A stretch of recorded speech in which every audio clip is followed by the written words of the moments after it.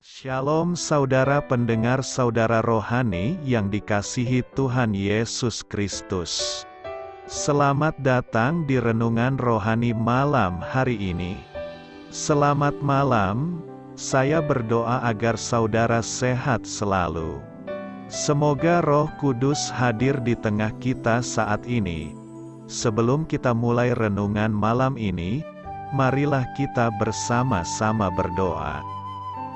Bapa kami yang di surga, Bapa di dalam nama Tuhan Yesus Kristus, kami sungguh mengucap syukur, ya Tuhan, oleh karena Engkau sangat baik buat kami.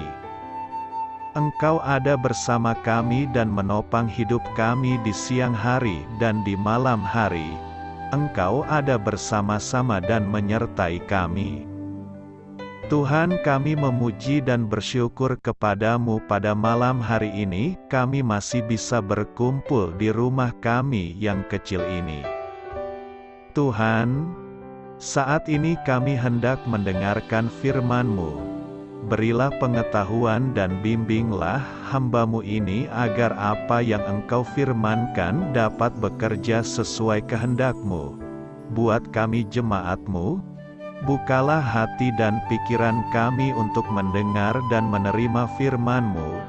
Kiranya firman-Mu ini dapat menjadi berkat bagi kami. Berbicaralah Tuhan, kami sudah siap menerima firman-Mu. Di dalam nama Tuhan Yesus Kristus kami berdoa dan mengucap syukur. Amin. Sahabat saudara rohani, pembacaan ayat emas Alkitab renungan kita malam hari ini. Nats pilihan kita adalah, aku telah mengakhiri pertandingan yang baik, aku telah mencapai garis akhir dan aku telah memelihara iman. Tertulis dalam kitab 2 Timotius 4 ayat 7, bacaan kita pada malam ini terambil dari kitab 2 Timotius 4 ayat 1 sampai dengan ayat 8. Di hadapan Allah dan Kristus Yesus yang akan menghakimi orang yang hidup dan yang mati, aku berpesan dengan sungguh-sungguh kepadamu demi penyataannya dan demi kerajaannya. Beritakanlah firman, siap sedialah baik atau tidak baik waktunya. Nyatakanlah apa yang salah, tegurlah dan nasihatilah dengan segala kesabaran dan pengajaran. Karena akan datang waktunya, orang tidak dapat lagi menerima ajaran sehat, tetapi mereka akan mengumpulkan guru-guru menurut kehendaknya untuk memuaskan keinginan telinganya. Mereka akan memalingkan telinganya dari kebenaran dan membukanya bagi dongeng. Tetapi kuasailah dirimu dalam segala hal, sabarlah menderita, lakukanlah pekerjaan pemberita Injil dan tunaikanlah tugas pelayananmu. Mengenai diriku, darahku sudah mulai dicurahkan sebagai persembahan dan saat kematianku sudah dekat. Aku telah mengakhiri pertandingan yang baik, aku telah mencapai garis akhir dan aku telah memelihara iman. Sekarang telah tersedia bagiku mahkota kebenaran yang akan dikaruniakan kepadaku oleh Tuhan, Hakim yang adil, pada harinya, tetapi bukan hanya kepadaku, melainkan juga kepada semua orang yang merindukan kedatangannya. 2 Timotius 4 ayat 1 sampai dengan ayat 8. Topik dari ayat emas renungan kita adalah untuk mendapatkan hasil kehidupan yang maksimal, jadikan setiap saat berarti bagi Kristus. Mari kita mulai renungan malam kita. Judul renungan kita hari ini adalah Spasi Putih, Kisah Inspiratif. Selama hampir 50 tahun, Ann Landers membagikan nasihat melalui kolom harian yang diterbitkan oleh lebih dari 1.200 surat kabar di seluruh dunia. ketika ia meninggal pada tanggal 22 Juni tahun 2002. Putrinya yang bernama Margot Howard menulis sebuah kolom perpisahan. Ia meminta para editor meninggalkan spasi kosong di bagian akhir kolom itu sebagai peringatan terhadap ibunya. Ide tersebut datang dari sebuah kolom yang ditulis bertahun-tahun sebelumnya, yaitu saat Anne dan suaminya bercerai setelah lama menjalani pernikahan.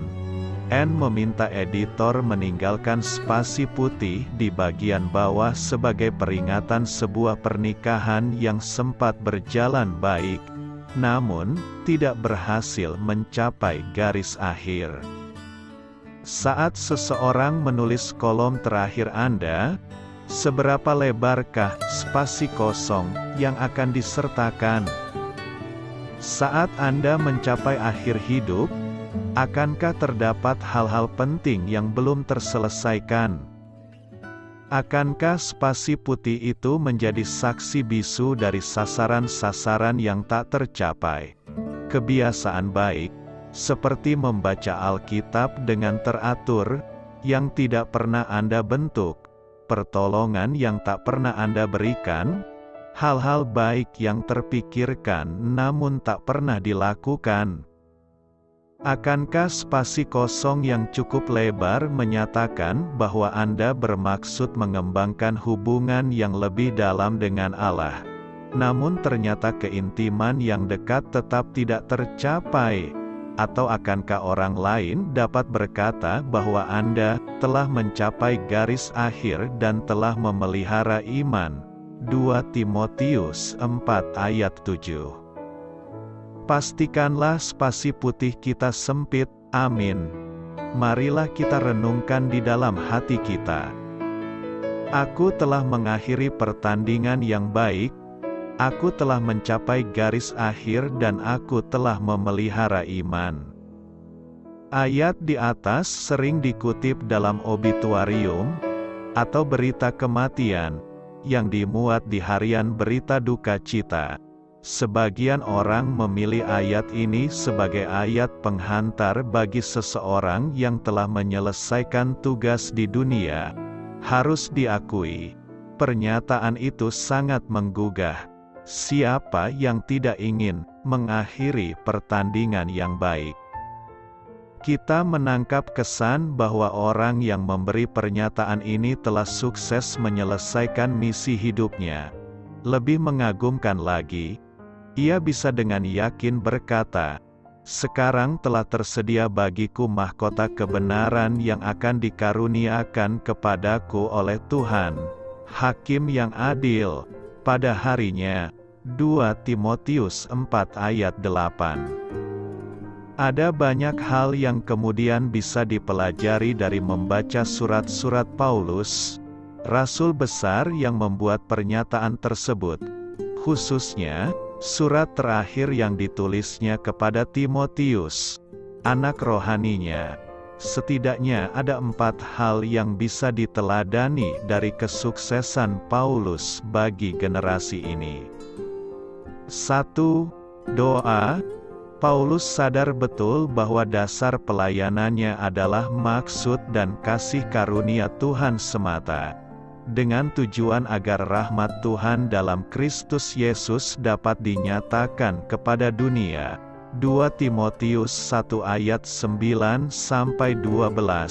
Sebab itu, ia selalu membawa setiap pekerjaannya, orang-orang yang ia layani, dan rekan-rekan pelayanannya dalam doa. 1 Timotius 2 ayat 1-4 dan 2 Timotius 1 ayat 3. Sikap Paulus ini mengingatkan kita untuk juga memelihara kehidupan doa. Dengan berdoa, kita mengakui bahwa setiap profesi atau pelayanan yang kita kerjakan untuk Tuhan sesungguhnya berasal dari Tuhan sendiri dan bisa kita lakukan karena kesanggupan yang diberikannya semata. Kita tidak bisa berhasil tanpa perkenan Tuhan. 2. Teladan. Nasihat Paulus kepada Timotius untuk bertekun dalam firman Tuhan dan setia dalam pekerjaan pelayanannya bukan sekadar teori. 2 Timotius 1 ayat 13 kemudian 2 Timotius 3 ayat 10. Paulus sendiri adalah orang yang sangat giat bekerja, giat belajar dan mengajarkan firman Tuhan. Meski banyak menghadapi kesulitan, ia tak kenal lelah memberitakan Injil. Tindakannya berpadanan dengan perkataannya. Integritas Paulus mengingatkan kita untuk mengevaluasi diri. Apakah perkataan dan tindakan kita sudah selaras? Ketika kita hanya bisa bicara, tetapi tidak melakukan tindakan nyata, kita tidak akan mencapai apa-apa, apalagi menginspirasi orang lain untuk mengikuti jejak kita. 3. Pengharapan. Paulus tidak menjadi tawar hati ketika menghadapi berbagai masalah yang menghadang. Ia tidak hanya semangat di awal, lalu kehilangan optimisme dalam proses yang sulit. Apa gerangan yang membuatnya bertahan hingga akhir? Kita bisa melihat dengan jelas pengharapan yang dimiliki Paulus dalam surat-suratnya, pengharapan di dalam pribadi Tuhan yang tidak berubah. 2 Timotius 1 ayat 12, pengharapan di dalam kebangkitan Kristus yang menyelamatkan setiap orang percaya. 2 Timotius 2 ayat 10, dan pengharapan di dalam janji Tuhan yang akan menyediakan upah pada waktunya. 2 Timotius 4 ayat 8. Harus diakui kadangkala masalah yang datang silih berganti membuat kita tawar hati dalam berkarya. Pengharapan Paulus mengingatkan kita bahwa kita juga punya pengharapan yang sama. Kita punya Tuhan yang tidak pernah berubah kuasa dan kasih-Nya. Dia telah menyelamatkan Anda. Dia memperhatikan segala pekerjaan Anda dan akan memberikan upah pada waktunya. Sebab itu, kita dapat mengerjakan segala sesuatu yang dipercayakannya dengan penuh optimisme. Tidak ada pekerjaan yang sia-sia ketika kita melakukannya dengan hati yang tertuju kepada Tuhan. 4. Ketekunan. Pengharapan yang dimiliki Paulus melahirkan sikap tekun yang luar biasa. Pekerjaan yang ia lakukan untuk memberitakan Injil tidaklah mulus. Ia harus menghadapi orang-orang yang bermaksud jahat. 2 Timotius 4 ayat 14, ketika menghadapi kesulitan, ia bahkan ditinggalkan oleh teman-temannya. 2 Timotius 4 ayat 10 dan ayat 16. Namun, pengharapan Paulus kepada Tuhan membuatnya tetap tekun berusaha. Banyak surat penggembalaannya bahkan ditulis dari dalam jeruji penjara. Paulus tidak menjadikan penghargaan manusia sebagai ukuran keberhasilannya. Ia mengarahkan pandangannya kepada mahkota kehidupan yang telah disediakan Tuhan. Ada kalanya kita juga bekerja dengan orientasi yang keliru. Berfokus hanya pada upah dan penghargaan manusia. Dengan mudah kita bisa kecewa dan mundur ketika situasi menjadi sulit atau orang-orang di sekitar tidak memberi tanggapan yang sesuai dengan harapan. Ketekunan Paulus mendorong kita untuk juga ikut bertekun, bekerja dengan mengarahkan pandangan pada upah yang disediakan Tuhan sendiri. Ketika kelak kita dipanggil menghadapnya, kita dapat dengan lega berkata seperti Paulus, "Aku telah mengakhiri pertandingan yang baik, aku telah mencapai garis akhir dan aku telah memelihara iman." Paulus mengakhiri pertandingan imannya dengan perjuangan yang serius sebagaimana yang ia ajarkan kepada jemaat di Filipi, yaitu mengerjakan keselamatan dengan takut dan gentar. Filipi 2 ayat 12. Sebagaimana yang dilakukan Kristus di Taman Getsemani, ia bergumul untuk menyelamatkan manusia. Lukas 22 ayat 44. Orang Kristen harus bergumul dalam mengakhiri pertandingan imannya dengan segenap hati seperti yang diteladani Kristus dan Paulus. Ibrani 12 ayat 3-4. Orang yang sudah berjuang sedemikian rupa sehingga keselamatan menjadi milik yang pasti akan tersedia baginya mahkota kebenaran. Apakah Anda saat ini sedang dalam pertandingan iman atau pertandingan yang lain? Saya berharap Anda sedang ada di dalam pertandingan iman karena akan tersedia mahkota kebenaran untuk Anda. Doa saya menyertai saudara sekalian. Saya memberkati Anda agar sewaktu Anda mencarinya dari Dia, Bapa Surgawi Anda akan memberikan bagi Anda roti harian Anda. Dalam nama Yesus Kristus, Tuhan yang berkuasa atas alam semesta dan menuntun kita kepada iman yang menyelamatkan, Tuhan Yesus menyertai senantiasa. Terima kasih sudah berkenan mendengarkan renungan malam saudara rohani. Tuhan memberkati. Amin.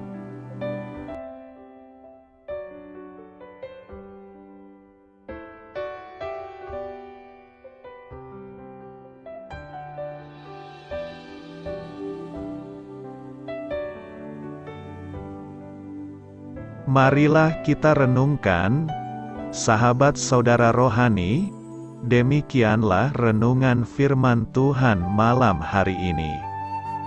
Semoga menjadi berkat di dalam hidup kita dan menjadikan kita pribadi yang lebih baik. Sebelum kita beristirahat pada malam hari ini, marilah kita berdoa.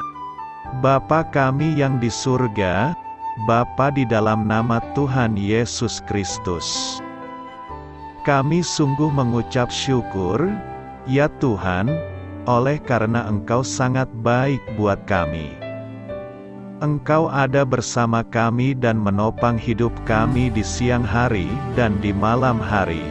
Engkau ada bersama-sama dan menyertai kami, ya Tuhan Yesus. Kami mengucap syukur untuk firman-Mu, ya Tuhan, yang memberikan kami kekuatan dan menyadarkan kami bahwa kami tidak perlu takut dengan gelap dan malam. Sebab Tuhan, Engkau ada bersama kami. Engkau melindungi kami dan menjadi perisai bagi kami hamba-Mu berdoa saat ini. Tuhan, untuk setiap pendengar renungan ini yang mengalami ketakutan, kecemasan, kegelisahan, pada situasi gelap dan malam hari di dalam nama Tuhan Yesus Kristus. Kuasa Tuhan melepaskan mereka dari segala ikatan roh-roh ketakutan yang mengikat mereka saat ini. Tuhan melepaskan setiap anak-anak-Mu dari segala rasa takut dan kecemasan. Di dalam nama Tuhan Yesus segala kuasa-kuasa roh jahat, kuasa setan iblis yang mengganggu anak-anak-Mu, ya Tuhan, tolong hancurkan dan halaukan dengan kuasa-Mu. Dalam nama Tuhan Yesus Kristus, berkati setiap kami anak-anak-Mu, ya Tuhan, dan lindungilah kami aman di dalam Engkau. Ya Tuhan, penuhilah setiap hati kami dengan keberanian, damai sejahtera, dan sukacita serta ketenangan yang dari Tuhan. Berkati kami di malam hari ini, saat kami tidur dan beristirahat. Kuasa-Mu, ya Tuhan, menaungi setiap kami, memberkati dan melindungi kami. Bangunkanlah kami kembali besok pagi dengan kekuatan yang baru. Tubuh yang sehat diberkati Tuhan dan berkat-berkat yang baru Tuhan sediakan bagi kami. Terima kasih, ya Tuhan, kami sungguh mengucap syukur untuk firman-Mu yang menguatkan kami. Dalam nama Tuhan Yesus Kristus Juru Selamat kami, Bapa kami yang baik, kami mengucap syukur dan berdoa haleluya. Amin.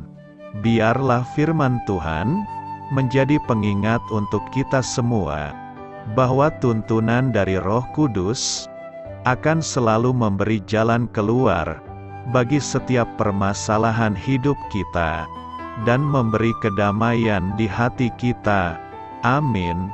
Sampai jumpa di renungan malam saudara rohani berikutnya.